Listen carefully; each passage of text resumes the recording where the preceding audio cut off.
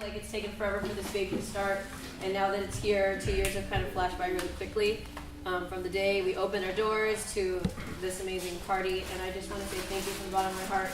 I wouldn't imagine myself really doing anything else. I really enjoy being able to come here, not just to teach yoga, but to like visit with people when you're walking in and walking out, and grabbing water and saying hi and watching Amanda check you in, and it's just a beautiful community that I don't think other businesses can recreate, and this is the part that I love. It's not necessarily about making you guys do down dogs or whatever, torturing you and lift, but it's about this.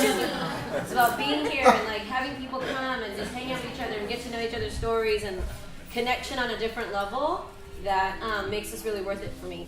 My parents aren't here, but I also want to say thank you on behalf of them as well, because they are definitely the ones that helped to make this thing happen behind the scenes. And I'm here to be the person at the front to like make sure everyone's happy. So it feels weird singing Happy Birthday in the studio, but let's do it anyway!